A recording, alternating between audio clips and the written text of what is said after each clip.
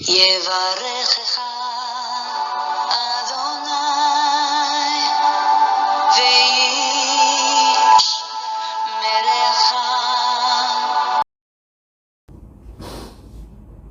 우리 하나님의 말씀 함께 보겠습니다. 갈라디아서 2장 20절입니다.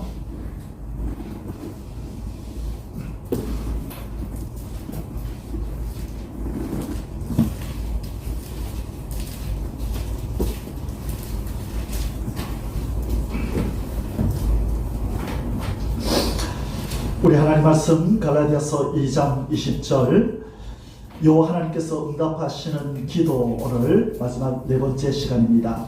우리 지난 3주에 걸쳐서 하나님께서 응답하시는, 어떤 하나님이 응답하신다 그랬어요? 여호와 하나님께서. 여호와는 언약을 지키시는 하나님이라고 했죠. 하나님께서 기도하면 들어주겠다고 약속하셨습니다.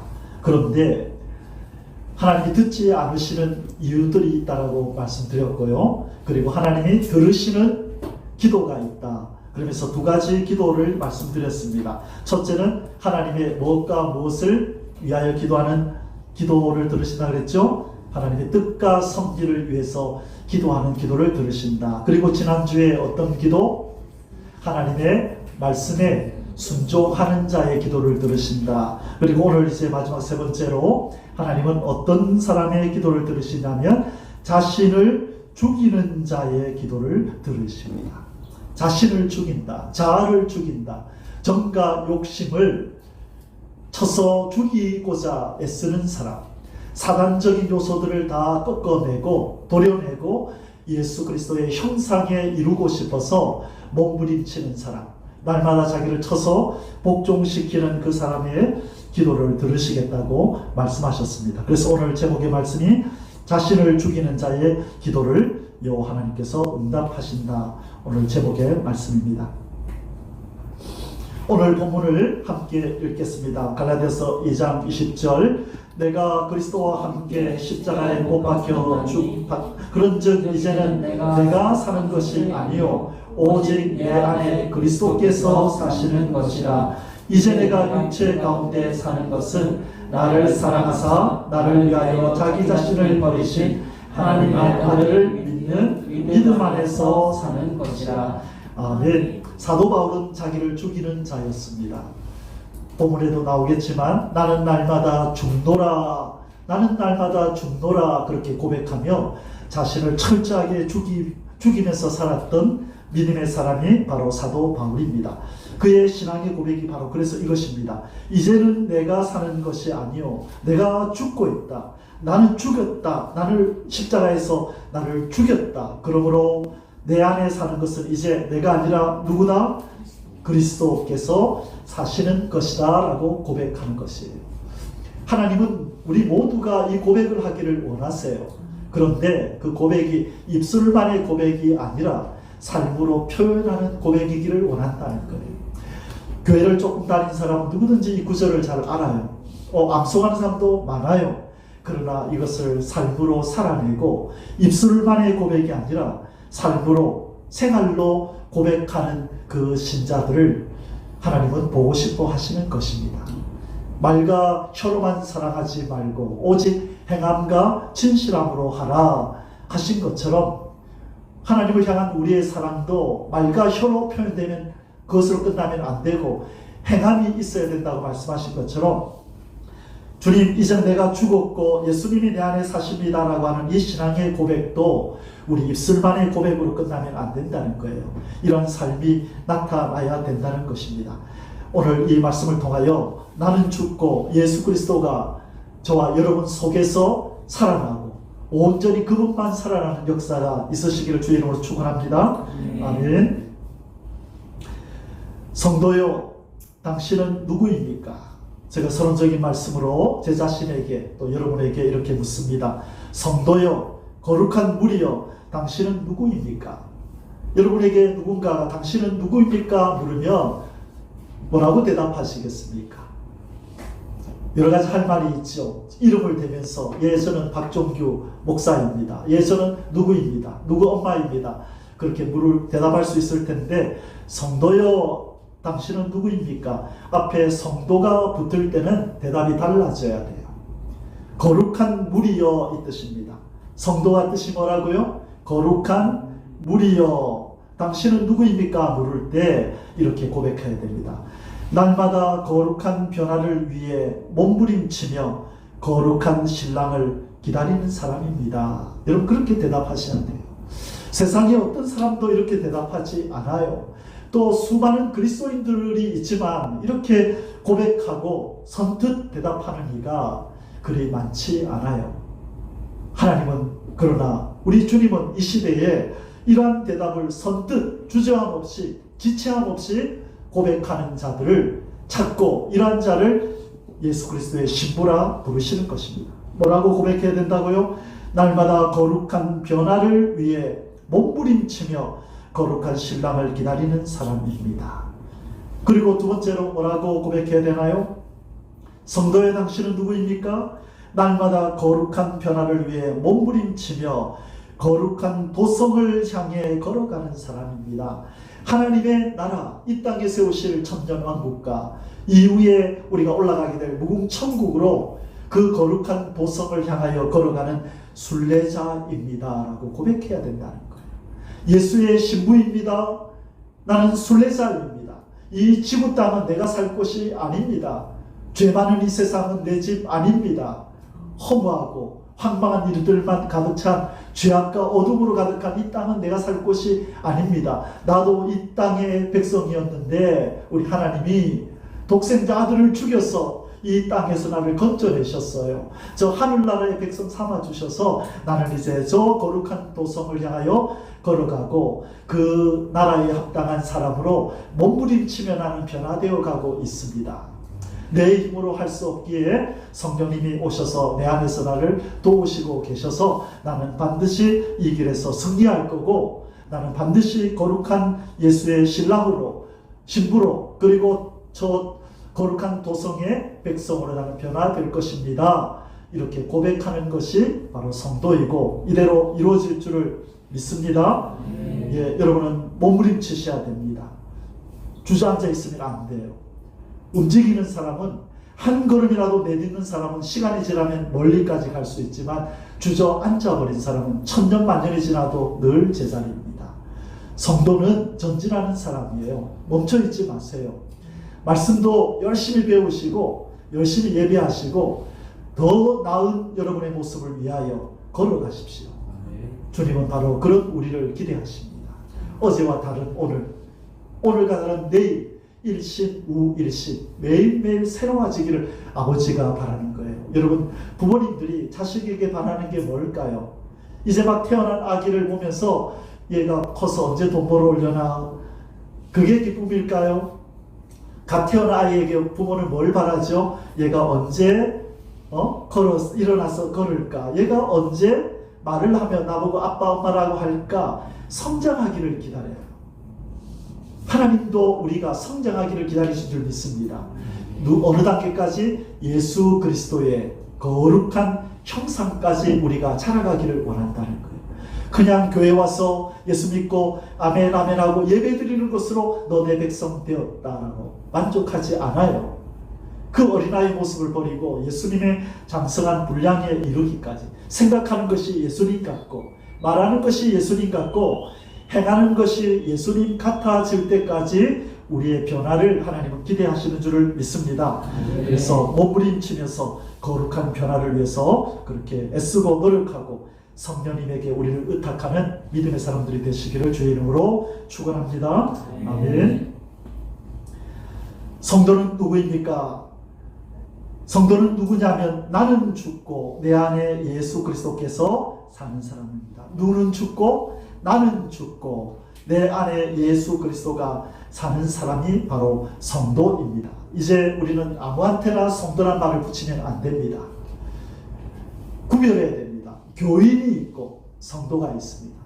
예수님은 알곡이 있고 가라지가 있다고 말씀하셨죠. 예수님은 양이 있고 염소가 있다고 말씀하셨죠. 오늘 한 가지를 더 알려드립니다. 교회 안에는 성도가 있고 교인이 있습니다. 교인, 교회에 다니는 사람이 있고 또 한 무리는 거룩한 무리가 있어요. 거듭난 사람이 있어요. 이 둘의 차이는 뭔지 아세요? 교회 다니는 사람은 일주일 동안 마음대로 세상에 살다가 그냥 종교라는 이름으로 기독교를 가지고 그냥 목사님의 좋은 말씀 한번 듣고 또 보고 싶은 사람들 얼굴 한번 보고 그냥 그렇게 왔다 가는 사람이에요. 그러나 성도는 그런 사람이 아니에요. 성도는 더 하나님 아버지를 닮고 구원해 주신 예수님을 닮고 뿐만 아니라 구원해 주신 은혜가 감사해서 이 날만을 기다리며 6일을 지내다가 아버지 하나님 앞에 예배드리러 간다, 찬송드리러 간다, 사랑하는 내 천국의 가족들 만나러 간다는 기쁨을 가지고 오는 사람들이에요. 그들의 입술은 구원의 은총에 감사해요. 구원해 주신 하나님을 향하여 우리는 손뼉치고 그분을 사랑한다고 고백하며 이 시간을 보내는 사람이 성도고, 그냥 몸은 와 있으나 이런 마음이 없는 사람은 하나님의 성전 마당만 밟는 자, 다시 말해 교인이 되는 거예요. 엄밀히 이렇게 구별하자면 그렇게 구별이 되는 것입니다. 바로 사도 바울은 성도란 누구냐? 내가 그리스도와 함께 십자가에 못 박혀 죽었기 때문에 이제는 내가 사는 것이 아니라 내 안에 예수 그리스도께서 사시는 사람이 바로 성도라고 말씀합니다. 여러분, 우리 안에 있는 나의 자신, 자아를 죽이시어서 성도라는 그 이름에 합당한 삶을 사시고 예수 그리스도가 저와 여러분 안에서 더욱더 마음껏 그렇게 살아가실 수 있기를 주님의 이름으로 축원합니다. 아멘. 성도란 누구입니까? 바로 정욕과 탐심을 십자가에 못 박은 사람들입니다. 아담으로부터 우리에게 전해진, 유전된 이 세상 욕심, 정욕, 하나님 말고 그 어떤 것을 가지고 싶어 했던 탐심을 십자가에 못 박아 버린 사람이라야 성도라는 이름을 갖습니다. 성도는 예수 그리스도를 얻기 위하여 나머지들은 내려놓은 사람이 성도예요. 성도는 하늘의 것을 얻으려고 땅의 것들을 초계처럼 버린 자들이 성도예요. 성도라는 이름을 가졌으나 여전히 땅의 것들을 누리고 싶고 땅의 것들을 취하면 기분이 좋아서 입이 귀에 걸리는 그런 사람은 성도가 아니에요. 오히려 이 세상이나 세상에 있는 것들을 사랑하지 말라는 말씀 때문에 세상의 것들이 혹시 좋아 보이는 것들, 가치 있는 것들이 나의 영의 생활을 방해할까 오히려 꺼려하고 조심스러워하고 주도 면밀히 살펴보는 사람이 성도입니다. 남들이 좋아하니까 낼름낼름 그것을 받아들이는 사람은 성도가 아니에요. 왜? 자칫하면 그것은 세상 사랑이고 세상의 것들을 사랑하는 것이 될 수 있기 때문에요. 요한일서에서 하나님 말씀하셨죠? 세상이나 세상에 있는 것을 사랑하지 말라. 왜? 세상에 있는 모든 것이 육신의 정욕과 안목의 정욕과 이생의 사랑이니 이런 하나님께로부터 온 것이 아니고 세상으로부터 마귀로부터 온 것들이 많기 때문이라고 말씀하는 거예요. 그래서 우리는 이 정욕과 탐심을 버려야 하는 것입니다. 그것이 성도입니다. 우리는 하루하루 바로 이러한 삶을 살아가야만 될 줄 믿습니다. 갈라디아서 5장 24절에 그리스도 예수의 사람들은, 다시 말해 성도란 육체와 함께 그 정욕과 탐심을 십자가에 못 박았느니라. 우리의 욕심과 정욕과 탐심이 날마다 죽어지도록 기도와 말씀으로 몸부림쳐야 된다는 거예요. 내버려 두면 없어지는 것들이 아니에요. 쟤들은. 여러분, 정원을 가꾸지 않고 내버려 두면 며칠 후에 뭐가 나죠? 잡초가 나죠. 걔들은 내버려 두면 없어지는 애들이 아니에요. 적극적으로 나서서 뽑아내고 약을 쳐서 죽여야 되는 거예요. 우리의 이 정욕과 탐심도 내버려 두면 어떻게 되겠지가 아니라 적극적으로 말씀을 붙들고 기도하면서 하나님 앞에 성령의 도우심을 구하며 우리 자신을 쳐서 복종시킬 때 우리의 정욕과 탐심이 사라지게 될 줄 믿습니다. 성도란 누구입니까? 주 예수 그리스도의 십자가 외에는 자랑할 것이 없는 사람이 성도입니다. 우리 하나님이 요구하시는 성도의 기준은 높아요. 교회를 내가 30년 다녔습니다. 20년 다녔습니다. No. 그게 성도의 조건이 아니라는 거예요. 제가 장로이고 권사입니다. No. 그 신분이 성도의 조건이 아니라는 거예요. 제가 목사고 선교사입니다. No. 그 직분이 성도라는 이름에 합당한 삶을 주는 게 아니라는 거예요. 뭐가 성도라는 그 이름에 부합한 삶인가요? 그 사람의 입술의 고백에서, 삶의 흔적 속에서 예수 그리스도만 자랑해요. 예수 그리스도만 생명으로 여기고 예수 그리스도만은 존귀한 자로 여겨서 그 입술을 열면 그 입에서 예수 그리스도가 들려와야 된다. 먹든지 마시든지 무엇을 하든지 예수님의 영광을 위하여 하는 사람이 바로 그 사람이 성도입니다.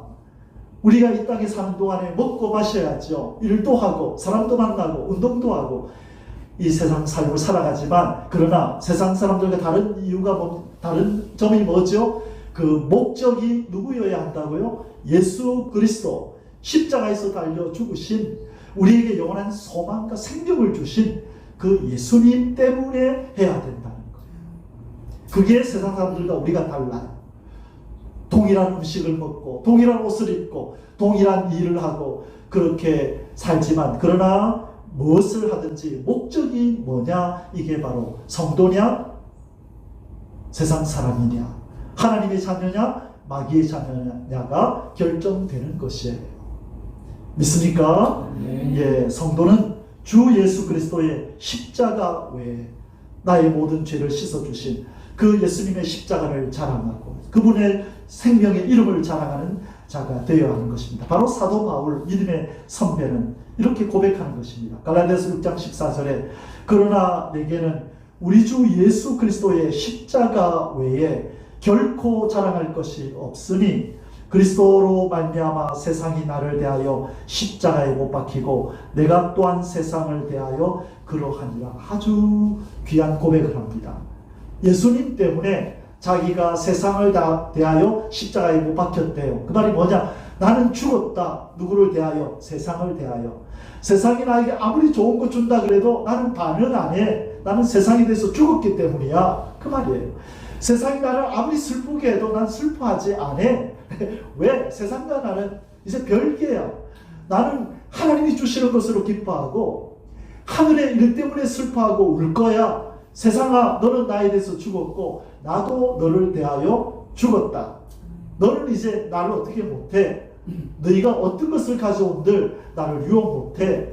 나를 슬프게 못해. 나는 하늘의 것에 매여 있는 하늘 백성이야. 나는 하나님 것 때문에, 하늘의 것 때문에 나는 기뻐하고 즐거워할 거야. 우리 하나님이 은혜를 부어주시고 하나님이 나를 만나주시고 그 임재로 나를 덮어주실 때 난 기뻐하고 즐거워할 거야. 그러나 내가 하나님 앞에 범죄하고 하나님의 얼굴이 내게서 멀어지고 은혜가 내게서 사라져가고 기도해도 기도가 안 될 때 나는 그때 울 거야. 그게 나의 눈물의 근원이 될 거야. 이제는 더 이상 세상의 것이 아니라.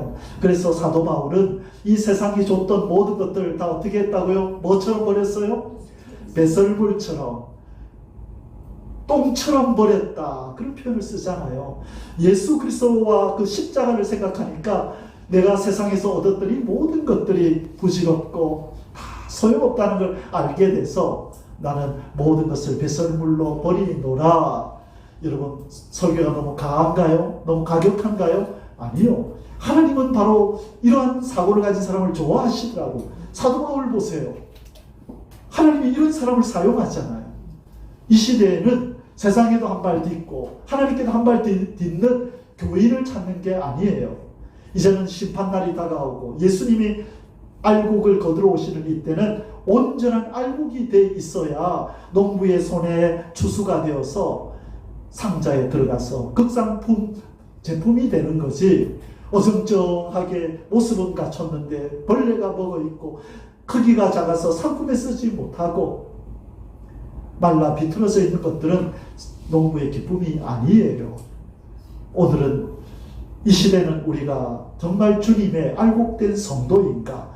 알곡된 성도의 기준을 하나님이 보여주시네요. 사도 바울의 고백을 통해서 뭐만 자랑하는, 예수 그리스도의 십자가만 자랑하는 자가 내가 찾는 알곡이다라고 말씀하잖아요.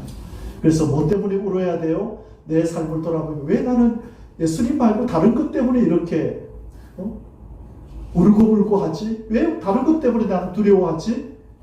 왜 예수 그리스도와 하늘의 것 아닌 것 때문에 나는 왜 이렇게 눈물 짓고 있지? 그것을 슬퍼해야 되는 거예요. 그게 바로 의에 줄이고 목이 마른 자의 모습이에요. 의에 줄이고 목이 마른 자는 하늘의 것이 없을 때, 하늘의 것이 자꾸 멀어져 갈 때 안타깝게 울부짖는 거예요. 금식하며 기도하는 거예요. 세상의 것을 얻기 위함이 아니라 세상의 것을 내려놓기 위해서 금식하고 기도하는 것이에요. 그래야 하늘의 것이 주어지거든요. 이런 성도가 바로 자신을 죽이는 성도입니다. 앞에서 쭉 나열을 했죠. 성도의 당신은 누구입니까? 어떤 사람이 성도입니까? 바로 진정한 이런 성도의 모습을 가진 사람이 자신을 죽이는 성도고, 바로 하나님은 이런 성도의 기도를 하나님은 들으시는 거예요. 이러한 모습으로 살아갈 때 우리 하나님이 그 성도를 향하여 어떤 마음을 가지고 계신 줄 아십니까? 바로 이사야서 65장 24절에서 하나님은 이렇게 우리에게 말씀합니다. 얘들아, 네가 성도답게 살면 내가 너를 향하여 어떤 마음인 줄 아니? 그러면서 주신 말씀이 이사야 65장 24절입니다. 그들이 부르기 전에 내가 응답하겠고, 언제 응답한다고요? 부르기도 전에 응답하겠대요. 벌써 하나님 앞에 기도해야지 하는 순간 벌써 응답이 됐대요. 아들아 딸아 안다, 네 마음의 중심 안다 하고 벌써 응답을 주신대요. 그리고 그들이 말을 마치기 전에 내가 들을 것이며, 됐다 더 이상 말 안 해도 돼, 내가 해줄게. 우리 부모님도 그렇잖아요. 벌써 딱 자녀들이 딱 와서 뭘 말하려고, 너 이것 때문에 왔구나. 그래, 착한 내 아들 내 딸, 내가 너에게 뭘 아끼겠니? 벌써 알아차리는 거예요. 바로 하나님이 이런 성도들에게는 이런 마음의 자세라는 거예요. 네가 기도를 시작하기 전에, 내 이름을 부르기 전에 내가 너에게 응답할 거고, 네가 말을 마치기 전에 내가 너를 들을 것이다. 아멘. 이 복을 받으시길 바랍니다. 이것이 행복한 인간의 모습이에요. 하나님과 가까운 사람, 하나님하고 친한 사람, 인맥을 많이 가진 사람이 아니에요. 그 사람이 행복한 사람이 아니라 하나님과 친밀해서 아버지 알겠다, 나를 부르기 전에 이미 내가 너에게 응답한다, 이 상태가 되어지기를, 이러한 성도가 되어지기를 주님의 이름으로 축원합니다. 그 믿음의 선배 한 사람을 소개합니다. 다니엘. 여러분, 다니엘이 어떤 사람인지 아시죠? 하나님이 칭찬하는 세 사람 중에 들어갔던 사람 누구라 그랬어요? 노아, 다니엘, 욥. 거기에 들어갔던 사람이 다니엘이에요. 그렇게 하나님이 아끼셨던 이 사람에게 하나님이 어떻게 대하셨는지 한번 보세요. 다니엘서 9장은 다니엘의 금식의 기도입니다. 어느 날 바벨론의 포로로 갔던 다니엘이, 바벨론이 멸망하고 페르시아 고레스가 이제 왕이 되어서, 그죠? 이제 고레스가 이제 그 왕이 되기 전이었네. 바벨론 때 성경을 읽다가 어떤 성경을 읽었냐면 에레미야서를 읽은 거예요. 그런데 에레미야서를 딱 읽는 순간에 뭐가 나왔냐면 바벨론의 포로가 70년으로 끝날 거라는 그 내용이 기록되어 있었던 거예요. 그래서 다니엘이 계산해 본 거예요. 자기가 처음으로 잡혀왔잖아요. 그때가 언제였죠? 605년. BC 605년에 자기가 포로로 잡혀왔거든요. 그래서 계산해 보니까 다 됐네. 그러면서 하나님 앞에 금식을 선포하고, 하나님, 나와 우리 조상 때문에 우리가 이렇게 포로로 와 있는 것을 하나님 깨닫습니다. 회개합니다. 우리 조상들의 죄와 우리의 죄를 용서해 주십시오라고 기도하면서 어서 약속대로 우리를 돌려보내달라고 그렇게 기도하는 거예요. 결국 이 기도대로 다니엘이 죽기 전에 고레스가 바벨론을 멸망시키고 이스라엘 백성들을 돌려보내는 일이 벌어졌는데 다니엘은 돌아오지는 않았어요. 나이도 많았고 중직을 맡고 있었기 때문에 그 후 얼마 안 있다가 세상을 떠나게 됩니다. 그러나 다니엘의 이 기도는 바로 금식하면서 하나님 앞에 회개하는 기도, 자기의 조상들과 자기들의 죄를 회개하면서 돌려보내달라고 기도하는 내용인데, 그때 하나님이 어떻게 반응한지 한번 보세요. 곧 내가 기도할 때에 이전의 환상 중에 본 그 사람 가브리엘이 빨리 날아서 저녁 제사를 드릴 때 즈음에 내게 이르더니, 내게 가르치며 내게 말하 이르되, 다니엘아, 내가 이제 너에게 지혜와 총명을 주려고 왔느니라. 자, 23절 같이 읽을까요? 곧 네가 기도를 시작할 즈음에 명령이 내렸으므로 이제 너에게 알리러 왔느니라. 아멘. 자, 제가 빨간 거로 써놨죠. 기도를 시작할 즈음에, 이 즈음에가 언어로 보면 시작할 때, 바로 그때 시작할 즈음에는 기도를 하나님 딱 부르는 순간에 이미 벌써 응답이 내렸대요. 가브리엘아 빨리 가서 응답해줘라라고 기도를 시작할 즈음에 응답이 내렸대요. 이게 바로 하나님이 응답하는 자의 기도입니다. 어떤 사람이라고요? 자기를 죽이고 살아 죽으나 나는 주님의 것입니다라고 하늘의 기쁨을 두고 하나님께 기쁨을 두고 이 바쁜 국사에서 다니엘이 하루에 3번씩이나 다락방에 올라가서 하나님을 찾고 기도하잖아요. 그건 뭐예요? 하나님을 만나는 게 기쁨이 됐다는 거예요.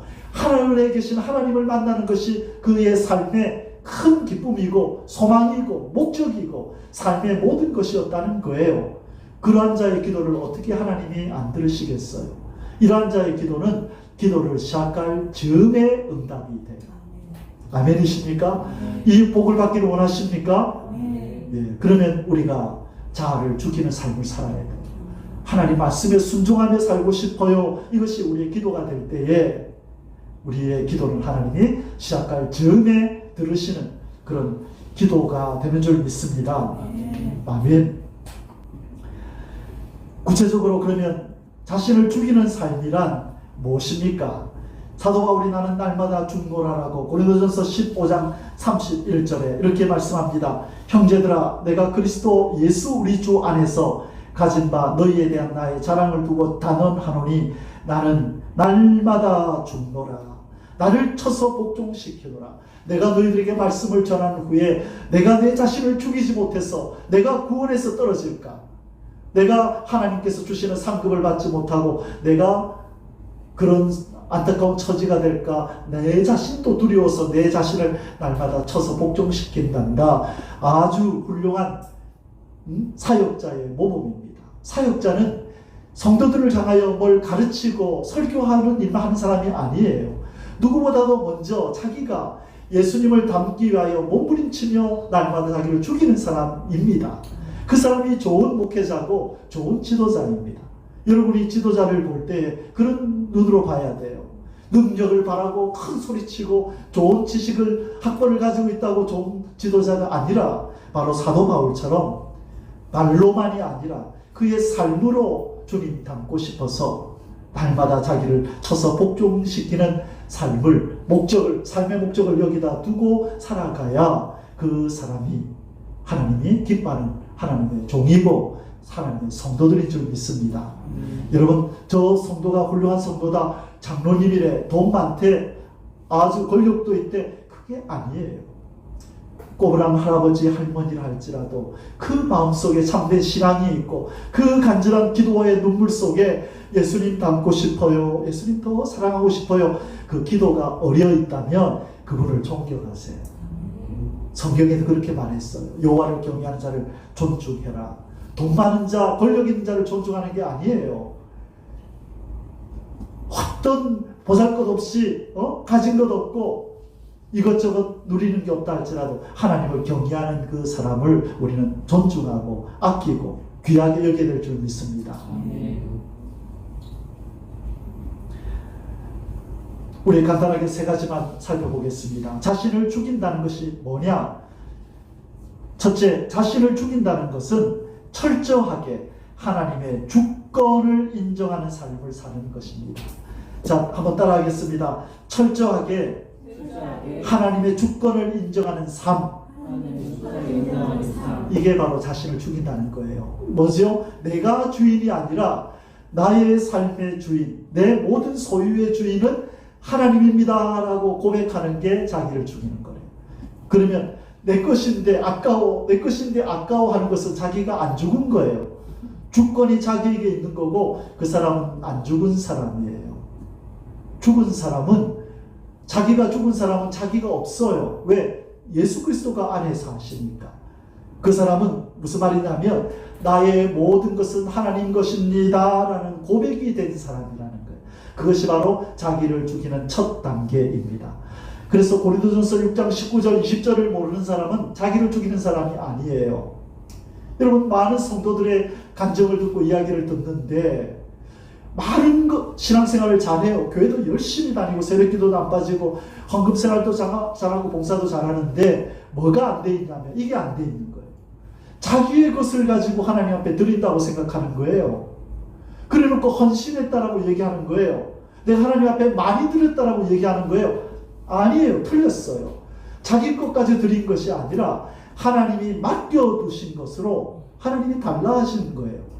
맡은 자 청직이란 말이에요. 자기 것 드린 게 아니란 말이죠. 그렇죠? 이것이 안 되면 자기를 죽이는 일이 시작이 안 돼요. 처음부터 단추가 안 끼워져요. 그래서 자기를 죽이는 자의 삶은 나의 모든 것이 하나님 것입니다. 심지어 자녀들까지도. 얼마 전에 누가 자살한 가족이 나왔죠. 그죠? 그 사람들이 뭐라 그래요? 그 자식이 자기 거냐고. 왜 자식까지 그렇게 죽이냐고. 그 진상은 우리 정확하게 모르지만 그게 자살을 했다면 왜 부모가 자식을 자기의 소유인 것처럼 그러냐 말이죠.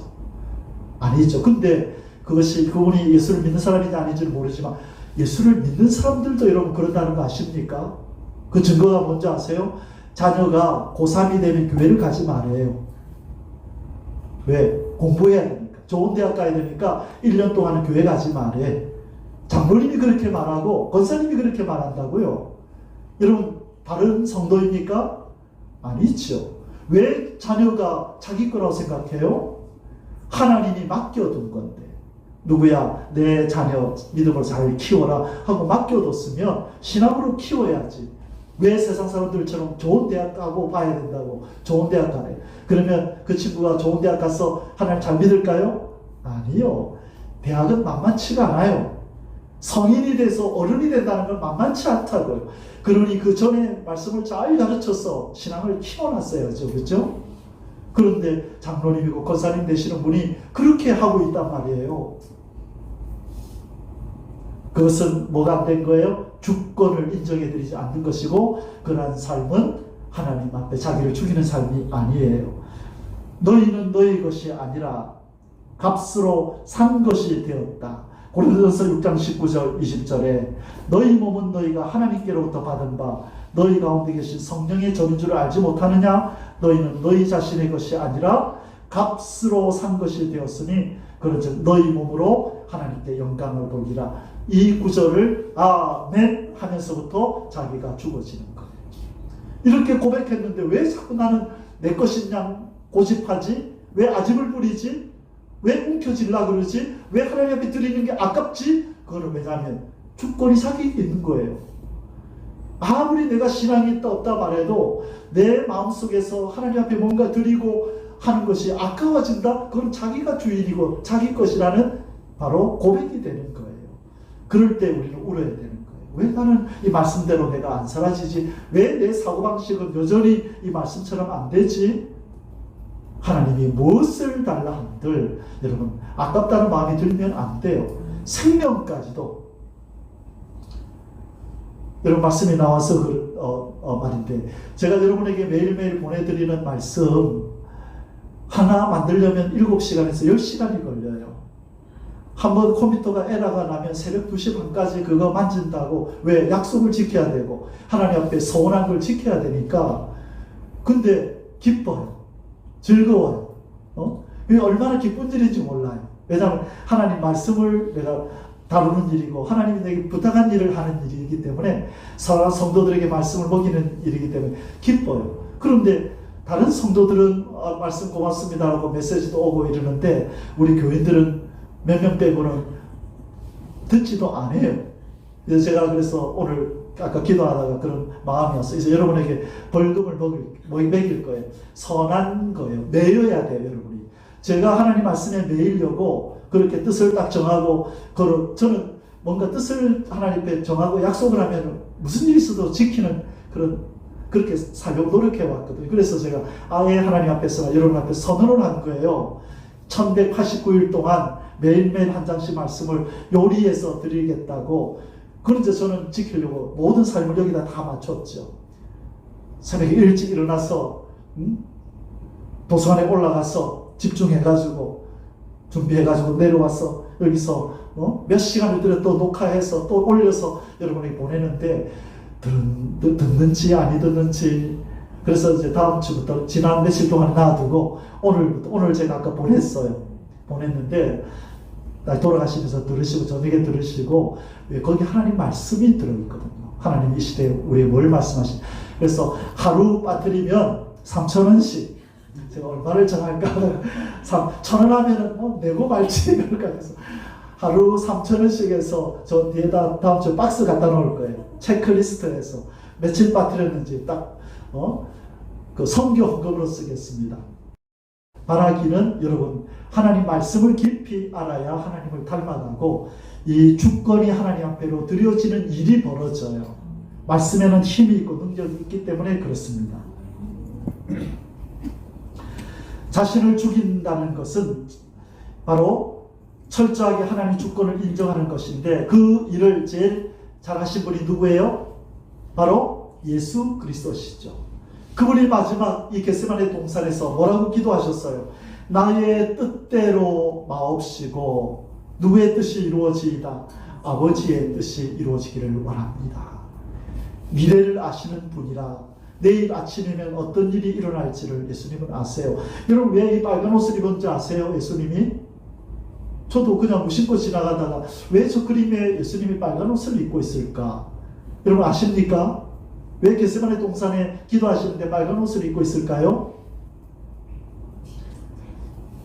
땀이 뭐처럼 났다 그랬어요? 피처럼 났다 그랬죠. 누가가 의사였잖아요. 누가복음에만 나와요. 제가 알기로. 왜? 의사니까 이 현상을 아는 거예요. 예수님이 땀을 피처럼 흘렸다. 아주 극심한 스트레스를 받고 심적인 고통을 당할 때에 모세 혈관이 터지면서 그 모세 혈관에서 흘러나온 피가 땀샘으로 흘러들어가서 땀을 흘릴 때 같이 흘러나는 그 과학적인 의학적인 현상이 있어요. 제가 이름을 워낙 길어가지고 기억을 못하는데 그 현상이 일어났다는 거예요. 그래서 누가가 의사이기 때문에 그걸 보고 저렇게 빨간 옷을 입혀놓은 것 같아요. 그 사실을 아는 사람이 그림을 저렇게 그려놓은 것 같아요. 바로 이런 상태 속에서도 예수님은 자기의 뜻을 내려놓았어요. 아버지의 뜻이 이루어지기를 원하나이다. 왜? 아버지의 뜻을 받들어 이 땅에 오셨잖아요. 우리의 구원을 위해서. 바로 예수님이 자신의 주권을 아버지에게로 이야기해 드리고 아버지의 말씀에 순종하는 참된 인간상, 인자, 인간의 아들의 모습, 인간의 아들, 참된 하나님이 원하시는 인간은 이런 인간이다라고 하는 아름다운 본을 우리에게 보여주신 거예요. 내 뜻대로 마옵시고 내 원대로 마옵시고 아버지의 원대로 되기를 원하나이다. 아버지여 만일 아버지의 뜻이거든 이 잔을 이 십자가를 내게서 옮겨주시옵소서. 그러나 내 뜻대로 마시고 아버지의 뜻이 이루어지이다. 아멘. 이런 각오로 우리도 그렇게 주권을 주님 앞에 인정해 드려야 될 줄 믿습니다. 주권을 인정해 드린 참 하나님 보시기에 아름다운 한 여인이 있습니다. 그 이름이 마리아입니다. 마리아. 여러분 마리아가 행한 그 신앙의 행위는요 그냥 우리가 쉽게 넘길 일이 아니에요. 목숨을 건 순종이고 목숨을 건 주권 이양이었어요. 무슨 일이 있었습니까? 천사가 나타나서 이렇게 말합니다. 마리아여 무서워 말라. 네가 하나님께 은혜를 입었느니라. 보라 네가 잉태하여 아들을 낳으리니 그 이름을 예수라 하라. 그가 큰 자가 되고 지극히 높으신 이의 아들이라 일컬어질 것이요 주 하나님께서 그 조상 다윗의 왕위를 그에게 주시리니 영원히 야곱의 집을 왕으로 다스릴 것이며 그 나라가 무궁하리라. 참 많은 내용들을 포함하고 있는데 오늘 주제와 다르기 때문에 다른 건 그대로 내버려 두고 천사가 마리아야 너 아들 갖는다? 그 이름을 예수라고 해라 라고 말하니까 마리아가 멘붕이 온 겁니다. 이 시대 말로. 뭐 때문에요? 처녀란 말이에요. 결혼도 안 했단 말이에요. 남자를 모른단 말이에요. 그런데 아기를 낳는다고요? 하고 놀랬지요. 그것은 무슨 일이냐? 이 유대 사회에서 처녀가 아이를 갖는다는 말은 곧 뭐다? 어떻게 된다? 돌로 맞아 죽는단 말이에요. 하나님의 법에 그리 되어 있단 말이에요. 돌로 쳐 죽이라고 해요. 그런데 마리아가 어떻게 반응할까요? 마리아가 누가복음 1장 34절에 마리아가 천사에게 말하되 나는 남자를 알지 못하니 어찌 이 일이 있으리이까? 천사가 대답하여 이르되 성령이 너에게 임하고 지극히 높으신 이의 능력이 너를 덮으시리니 이러므로 나실 바 거룩한 이는 하나님의 아들이라 일컬어지리라. 그러면서 자 대저 하나님의 모든 말씀을 능하지 못하신 없느니라 하니까 마리아가 뭐라고 대답합니까? 같이 읽어보겠습니다. 주의 여종이오니 말씀대로 내게 이루어지다. 주의 여종이니 나는 주님의 종이오니 주의 말씀대로 종에게 이루어지다. 철저하게 주권을 하나님에게, 주인에게 맡기는 자의 삶입니다. 이제 어떤 일이 벌어질지 아마 두려움이 없을 것 같습니다. 도대체 내 삶에 이제 어떻게 될 건가? 얼마나 큰 돌을 맞을 것인가? 어떤 일이 나 때문에 우리의 가정은, 우리의 엄마 아빠는 어떻게 될 건가? 내 형제 자매들은 어떻게 될 건가? 걱정 근심이 많았지만 그러나 뭐라고 고백해요? 주의 여종이오니 주의 말씀대로 내게 이루어진다. 그러니 예수님의 어머니가 되는 거죠. 이런 아름다운 신앙의 여인을 하나님은 찾아내신 거죠. 여러분, 하나님은 아니 보시는 듯 하나 다 보십니다. 우리의 마음을 다 살펴요. 다윗을 찾아내는 거 보세요. 그 꼬맹이가, 키 작은 꼬맹이가 산에서 그 숲은 없었겠다. 이스라엘은 그래 숲이 많잖아. 그 양들 속에서 꼬맹이가 양을 치고 있는데 내 마음에 합한 자가 저기 있다라고 찾아내시잖아요. 여러분, 하나님은 콘크리트로 막혀도 다 보고 계세요. 마음을 그래 잘 가지셔야 돼요. 하나님 보고 계시죠? 이렇게 항상 마음을 잘 가져야 돼요. 하나님은 마리아를 찾아내셨어요.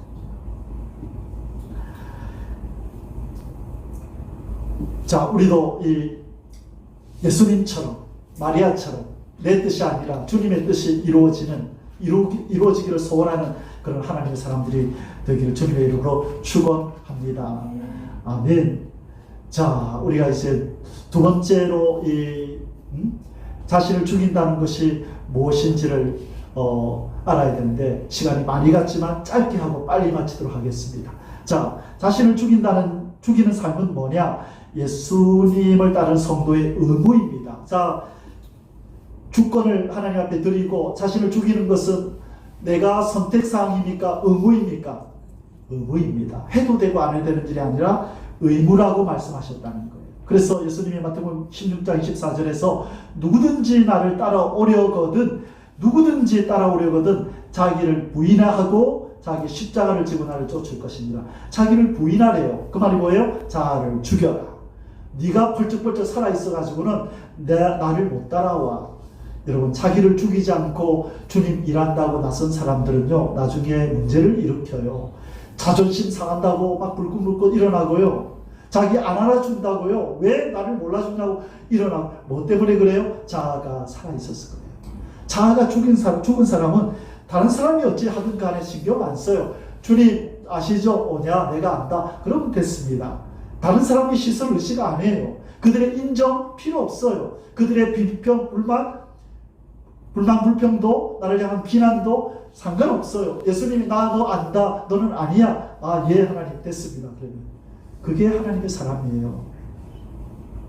그것이 목회자든 성도든 상관없이 우리는 바로 하나님 앞에서 자아를 죽이고 내 안에 예수 그리스도가 살아가시도록 해드려야 될 줄 믿습니다. 이것이 우리의 의무입니다. 너희가 내 안에 거하고 내 말이 너희 안에 거하면 무엇이든지 원하는 대로 구하라. 그리하면 이루리라. 우리가 예수님 안에 거하고 예수님의 말씀이 우리 안에 거할 때에 바로 우리 자신이 죽어진다고 말씀하는 거예요. 주의 말씀을, 그래서 제가 여러분 말씀을 잘 묵상하라고 얘기하는 거예요. 말씀에는요, 살아 역사하는 힘이 있거든요. 저는 그걸 느껴요. 제가 오랜 시간을 들여서 말씀 붙들고 실험을 하는 동안에 하나님의 은혜가 부어지는 걸 느껴요. 내 영이 말씀으로도 강건해지는 걸 느껴요. 여러분, 하나님 말씀에는 살아 운동력이 있는 줄 믿습니다. 빛이 있으라는 말씀이 떨어지면 창조가 일어난다고요. 하나님 말씀은 힘이 있어요. 이건 추상적인 말이 아니에요. 여러분, 홍삼을 먹으면 몸이 열이 나고 힘이 생기듯이 하나님의 말씀을 먹으면 우리의 영이 힘이 나고 신앙이 좋아지고 믿음이 생기고 하나님을 향하여 더욱더 견고한 신앙으로 변해가는 줄 믿습니다. 말씀을 먹으셔야 돼요. 그래야 성령의 도구가 되고 성령님이 활발하게 일하세요. 음식을 넣어야 위액이 나와서 운동하잖아요. 말씀을 넣어야 성령님이 일하신다고요, 안에서. 그래야 우리가 변화되는 거예요. 말씀 먹지 않고 내가 좋은 신앙인이 되겠다? 아니요, 불가능합니다. 있을 수 없어요. 밥을 먹지 않고 내가 근육이 생기고 힘이 생기고 키가 크겠다? 안 돼요. 그건 거짓말이에요. 밥을 먹지 않는데 어떻게 건강해지고 키가 크고 살이 붙어요? 어떻게 하나님 말씀을 먹지 않는데 신앙의 살이 붙고 신앙의 키가 커져요? 안 돼요. 그건 불가능한 거예요. 다른 일에 너무 막 분주하지 마세요. 하나님 말씀에 귀를 기울이시고 마지막 때를 준비하세요. 주님 오실 날 임박한 이때에 우리 예수님의 신부로 준비되어지고 이 어두운 세상에 물들면 안 된다는 것입니다.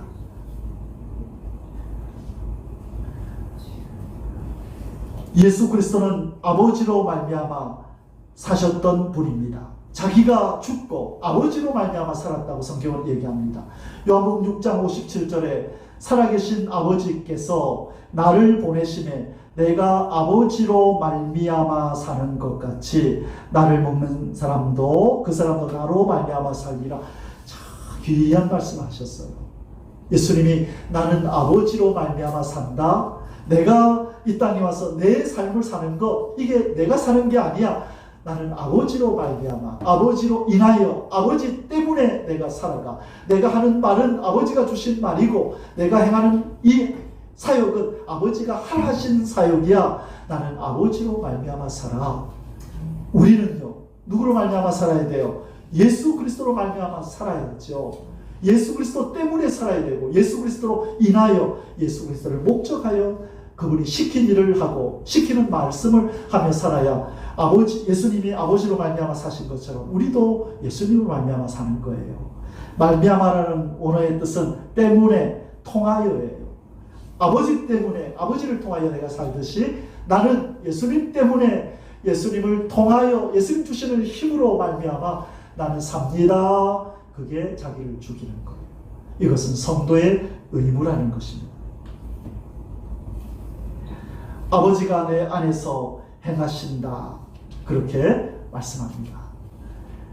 요한복음 10장 37절에 만일 내가 내 아버지의 일을 행하지 아니하거든 나를 믿지 말려니와 내가 행하거든 나를 믿지 아니할지라도 그 일을 믿으라. 그러면 너희가 아버지께서 내 안에 계시고 내가 아버지 안에 있음을 깨달아 알리라. 예수님은 아버지가 지금 내 안에 계시다. 내가 아버지 안에 있다.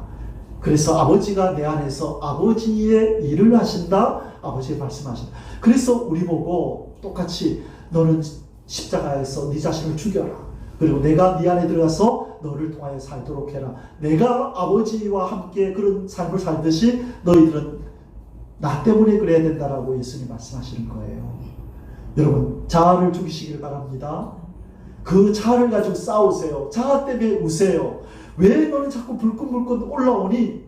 내가 너를 죽였는데 왜 또 올라왔어? 아직 덜 죽었니? 더 죽자 하고 말씀을 가지고 치시고 기도함으로 치시고 금식함으로 꾹꾹 눌러서 뿌리까지 뽑아내셔야 돼요. 그것 때문에 우는 것이 의에 줄이고 목마르는 거예요. 왜 하나님 안 되죠? 왜 이렇게 노력하는데도 안 되죠? 머리를 땅에 박고 벽에 박으면서 우리는 통곡해야 돼요. 그것이 의에 줄이고 목마른 거예요. 그럴 때 성령의 도우심이 있어요. 애통하는 영이 임하고 성령의 불같은 역사가 임해서 우리는 성화되어지고 더 아름다운 예수님의 형상을 닮아가는 줄 믿습니다. 아버지가 내 안에서 일을 하신다는 말씀 한 구절을 더 보겠습니다. 오늘은 이번까지만 할 겁니다.